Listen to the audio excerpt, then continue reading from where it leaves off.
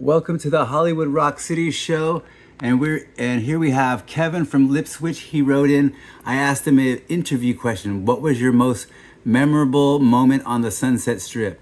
And he wrote in. Let me get my phone in here so you can see it at the same time. So here is one of my memories. So many to choose from, but this one helped us out the most, I think, with bigger shows and increasing our draw, which, as you know, was so important back then. Lypswitch arrived from Florida in Los Angeles on April 10th, 1988, and played the first show April 17th, and the second show was an after party in Van Nuys at our rehearsal studio. We tried to copy what LP Sound's rehearsal studios had been doing. We played our third show in Hollywood on Monday, May 2nd, 1988, at 8 p.m. at Gazzari's in front of maybe 20 people. And after the show, we loaded up, and I heard a new free night at the Whisky called the No Bozo Jam, and mentioned it to the band. We decided to go check it out. Our gear was locked up in Danny's van for the record. We go in and the place is packed, and I'd say around 10 p.m. or so, we watched as each band was playing on house gear and played 3 or 4 song short sets. It was amazing. So this guy Sandman of Sandman and the Apes is the host MC of the night, and he walks around with a wireless mic introducing the bands and telling jokes and stuff. Seems like a really cool guy. Anyway, after a while, I walked up to him and asked who to contact to book for the jam night, and he told me Louis the Lip. I mentioned how we just moved here and just played Gazzari's, and the whole band was here checking it out. Then he said, well, a band canceled at 11:30. You guys want to play? Hell yes, we want to play. There were easily 300 people there, and this was just what we needed. Being from Florida, we couldn't invite all our high school friends and family. We were in Los Angeles on our own, and barely knew anyone. So this was a huge opportunity for us. So we got our guitars and our drumsticks and played 4 songs. It went over very well. We were excited. The Whisky Bozo House drum kit was pretty trashed, especially the cymbals, but we made it work. We had to. So on the way out, I thanked Sam, and he brought up how we were a new band in town and sounded pretty good. I never forget. Then he said, "Hey man, I'll give you some good advice right now.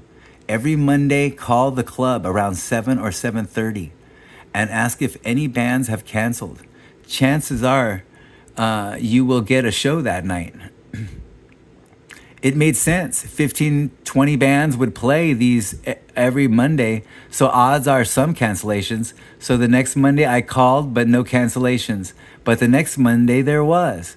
We had another free gig at the Whisky in front of a lot of people. It was insane. So I called every week, and each time was different. Yep, 9:30. Can you play at 8:30? Cancellation at 12:45. It didn't matter. We took the show every time. We became so reliable with the Whisky, they actually started calling us on Mondays, telling us someone had canceled, asking us to fill the slot.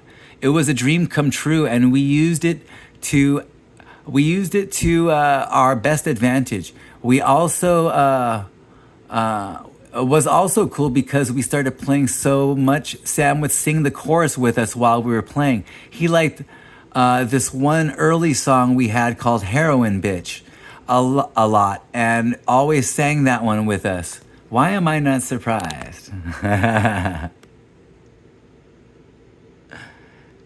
And let me scroll it up here. Okay. I lost my place. There it is. Looking back, it was surreal how lucky we had gotten. It really helped us It really helped us and got us in with Vicky. Parentheses, Love Hate wrote a great song about her, parentheses, who would eventually book our big headlining shows in 1990. The Whisky has always been my favorite club, and Vicky treated us right. Vicky, on us, line 'em up, line 'em down. One more round. That's what it was. One more round. Okay, she was awesome. So another good Bozo Jam story. We got a call on the 4th of July, and I took the show, but then turns out Mick, our guitar player, is out with his girlfriend watching fireworks on Mulholland Drive. Oh shit, we can't cancel. I don't want to mess up the relationship with the Whisky. So my bass player David Love and I jumped in my truck and drove up and down Mulholland trying to find him. The road is packed and it's bumper to bumper, slow traffic going uphill. Unbelievably, wow, that sucks. Unbelievably, I see Mick and his girlfriend in her car driving by us the other direction. So I tell David to jump out of the truck and tell him about the show. So he jumps out and he goes up to the car, knocks on the window, and the show goes on. It has to be the craziest story out of them all. But the Whisky No Bozo Jam helped us out so much. Many thanks to Vicky and Sam Mann. Thank you for asking this cool question. You're welcome.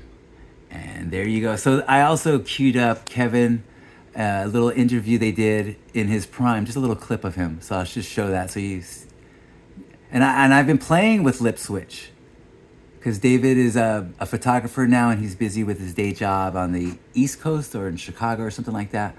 And so they want to do gigs out here, and they asked me to play bass. That's right, cuz. How lucky am I? Well, anyways, let's check this out. I'll just show you the clip, just a clip of Kevin for a second. I think what it is because we're completely realistic. We're not like pussyfooting around. We're not singing about like, flowers and daisies and I love you and all that stuff. We're singing about, what we've been through and life in general, and just not so much how bad life is, but how bad life can be. What life's done to us. And there you go. And let me get it. I don't want to show the other interviews because I want to do a video on this media release. But I did want to show you a little bit of Lypswitch live in their prime. Here we go.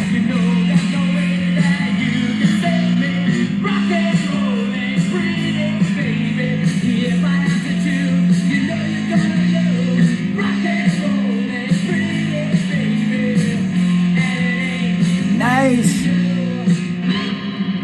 There you go. Lypswitch. All right. We'll be giving you some more. That was Rock and Roll Ain't Pretty. And I've been playing that with him. It sounds awesome. All right.